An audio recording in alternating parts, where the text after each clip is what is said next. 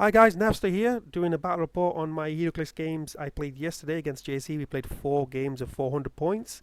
So I'll start off with the team I used and we'll go on to what he used after this. So I used 400 points of Hellfire Club. Now I started off with a 75 point Blackheart. 75 point Blackheart because I wanted to see what he's capable of doing at this level rather than playing him at 150.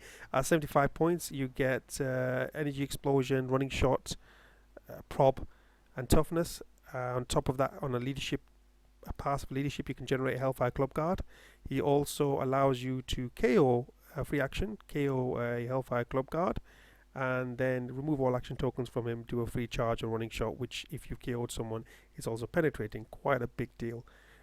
He gains power cosmic on his stop clicks, and he has 2 of those. And with the ability to obviously heal as well with him, you can keep going on to the stop click continuously.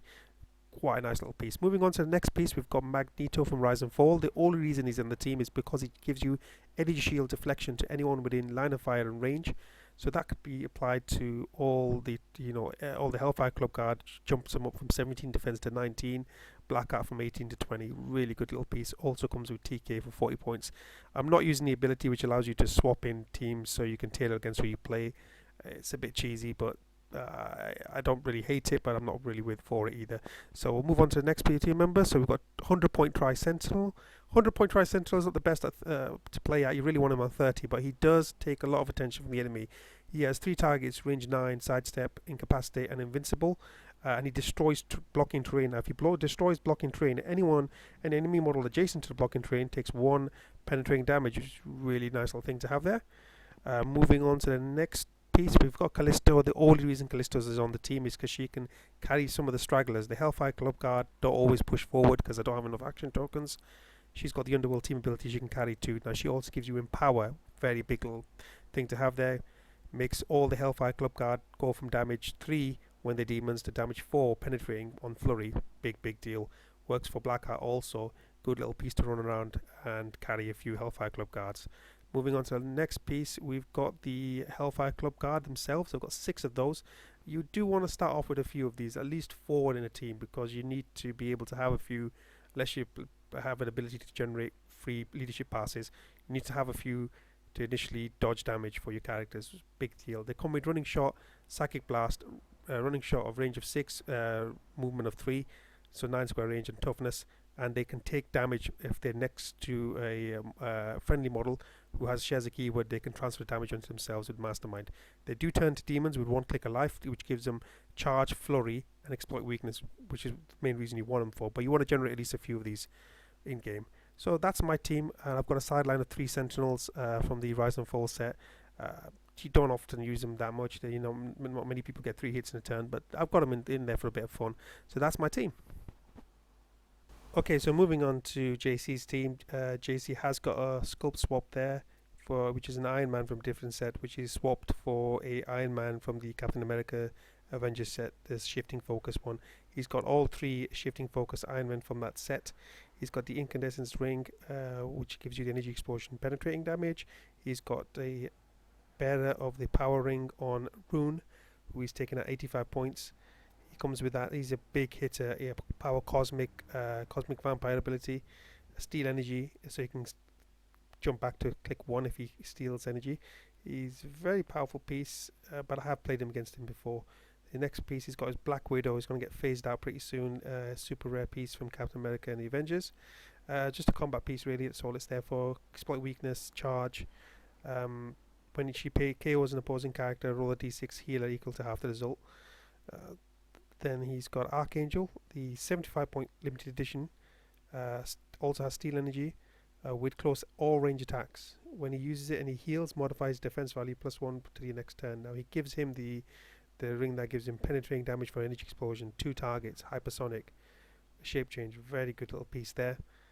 It's got Super Giant. I've never seen this figure before. It's got a few rules. It's a limited edition figure. Starts at click 3. Then can heal to click 1. It's got Mind Control, Incapacitate. When she uses either hits 1 or more opposing characters after resolutions, heal her 1 click, and she can heal past her starting line. So she comes with attack of 11, sidestep, range 7, 3 targets, outwit, and It's okay piece with 75 points, not too amazing. The next team, he's got Sentinel on the sideline. He's got 2 of those. He's also got a time gem in there as well. So not a very big team, but very very powerful little team there. No theme for this one. So moving on to the actual game itself, we start off on the Baxter building. It's an inside map. It's one of those tile maps that come from the starter sets. Quite a nice little map to play on. Indoors, so blocking terrain cannot be seen over for giant size models and colossals and all that kind of stuff. So he wins the map roll, and he basically picks this map. I choose the left side. I kind of deploy in a somewhat straightforward formation. He's put his items out there, and I can immediately see straight away what his plan's going to be. He's going to try to capture collect those little items, then equip them, which is going to take a turn to do because he's got to sit on top of them, or do the shenanigans of sidestepping and passing it onto the friendly characters. So because he has to go on top of them and then power action collect them, that's 2 turns of effectively just wasting time trying to equip items. So I've immediately thought at this stage, well, okay, well I know he's going to do that, so I'm going to have to just push forward with everything really fast. Now I've got quite high speed on the Sentinel, so, and if I can kind of get the Sentinel at the bottom left of the screen, I can actually destroy that blocking terrain, which includes the walls. And if he's deployed all his little items there in that box there, those are all blocking terrain markers there. I can destroy those, and those characters will be taking damage. So I thought immediately then I can tell there's a trap there laid out for him already. So my first turn begins. I do a leadership, and luckily I pass. I generate another Hellfire Club guard. I carry some of the guardsmen themselves, and I push forward. And I then deploy the Sentinel at the bottom left as I planned. So he's actually done exactly what I've said. He has to do that. He's bought those items, and he wants to capitalize on that. He wants to equip them immediately as quick as possible. So he's bunched up in there nice and neatly. The Iron Man in the corner, the Black Widow picking up an item. Ruin's already got one equipped. Archangel has picked up an item. So they're all bunched up in there behind this wall, all nice and safe. I have put 3 light objects on the board as well pre-game. And I can set the Sentinel up in the corner carrying a guard. Callisto's carried 2 guards, Black Hat's carried 1 guard, Magneto's carried 1 guard. The generated guard has been lagging behind there, so I've pushed forward with pretty much everything apart from 1 guard, and I can see the entrance area for this room here, which is basically he can actually go through there if he breaks 1 train piece, but he has to drip feed his models to me, which hopefully he won't do. Now his turn ends there, where he just literally leaves his models in that little corner there. Following turn will be equipping. So when he equips, he'll have 2 action tokens, or at least 3 of the models there, leaving only 2 models to activate. Okay, so moving on to the next turn. So he power actions and he equips the items in question. The black little marker on Iron Man is to remind JC that he has outwit. I like what he does here. He has these markers to remind himself he has outwit, and he has perplex, and they are part of a set that came out a few years ago which had action markers on there, and you can put them on your models, and it just gives you a reminder to use those powers. He also has his little Cluedo holder thing he loves, where he puts the cards on top of, and we can put rally dice on there and things. It's a nice little touch to playing the game. He's got all his cards laid out there at the back, you can see. So he's waited. He's been very patient. I think at this point he's thinking he wants probably going to attack me through range attacks using Archangel. So he's preparing for that push at the end. Obviously he realizes I can't shoot him where he is because he's behind some blocking. I certainly can't charge him unless I risk sending 1 model there and getting attacked by 4 or 5 afterwards, so it's not worth it for me.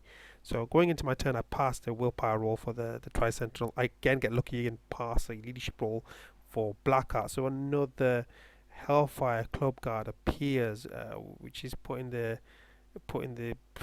pressure on him there already. So there's 8 on there already now on the board. So I'm outnumbering him a little bit. I pick up the Hellfire Guard with Tri-Sentinel, and I do not charge, I don't do running shot or anything like that. I just simply move, and I move through the blocking terrain, destroying it. Puts a click of damage onto Black Widow, puts a click of damage onto, I can't remember if it was Iron Man or Rune, probably Rune. Puts a click on him as well, but doesn't do Iron Man because he's invincible. But I've destroyed a lot of that terrain there and sidestepped and remove that train.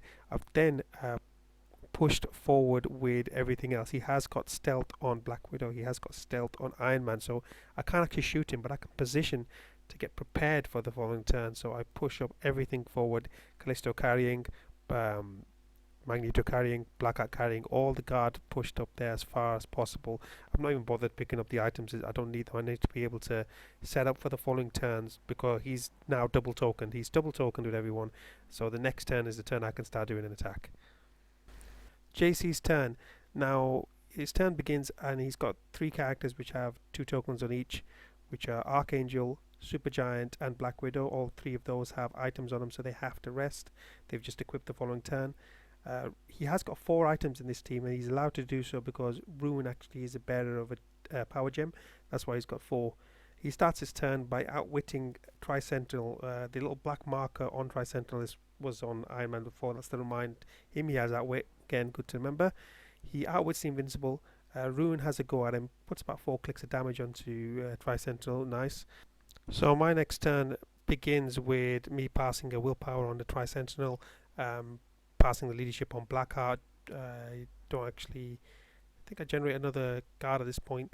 I'm probably hitting the maximum point at this one.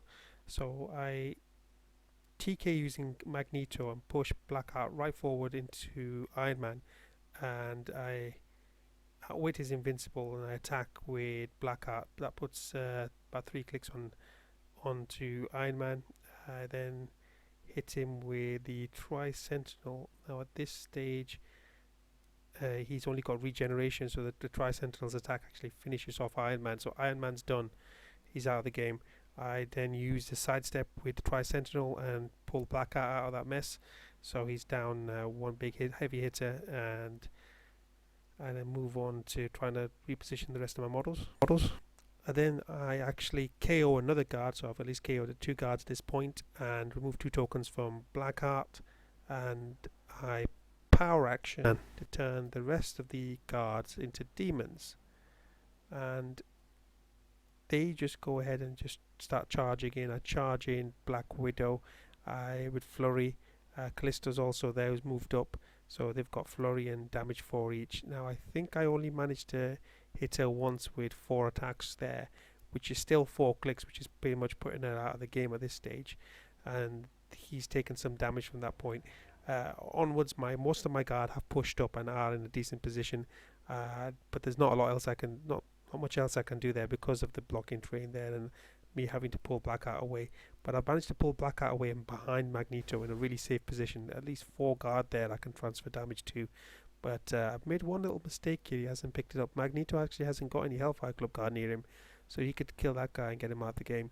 The Hellfire Club guard now are on 1 click of life each because they are demons, so this is a vulnerable state for them as well. If you can capitalize with Archangel, I know Archangel has the energy explosion, 2 targets penetrating. He could pretty much mess up most of my Hellfire Club guard there. If he targets them, he can wipe them out, which I haven't really prepared for, but we'll see what happens next. Following turn, I have missed out a few pictures unfortunately, but this is something I'll remedy in the future by taking more. The following turn, JC actually uses Supergiant. He comes out of the cover there, does a mind control targeting 2 people, Callisto and a Hellfire Club guard. Even with the energy shield from Magneto, it wasn't enough. He managed to hit. He goes and kills a few guard using my Callisto and another Hellfire Club guard. He kills at least 2 with that. Black Widow kills one of the guard also, and he generates a Sentinel through my attacks from the previous turn, who just pushes forward. Now this Sentinel is a good piece to have at this stage because you can use it to pull your own figures away from harm. He wasn't adding up the points at this stage, but he's actually not far behind.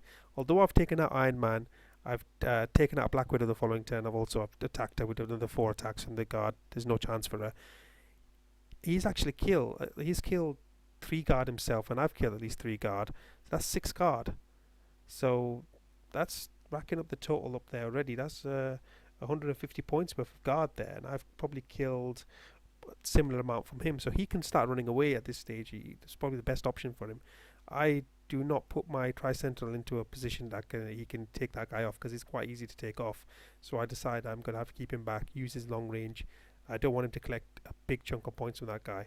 So my following turn, I use Magneto to TK Callisto forward. She has flurry now because she's taking damage from her own characters. She attacks twice against Supergiant, misses both. A Hellfire Club Guard charges her, also misses both.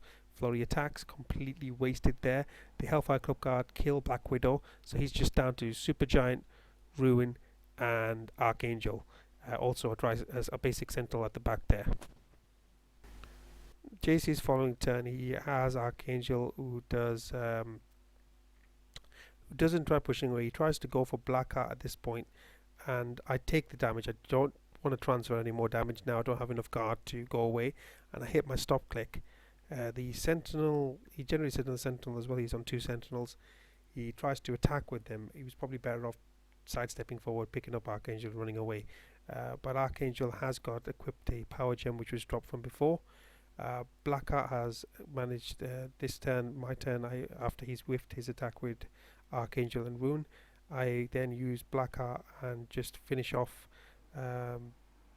killing Rune by first of all attacking him with a basic attack, then KOing another guard and healing myself back, so I'm on the outwit click and able to outwit his defensive powers, KOing him with a basic attack.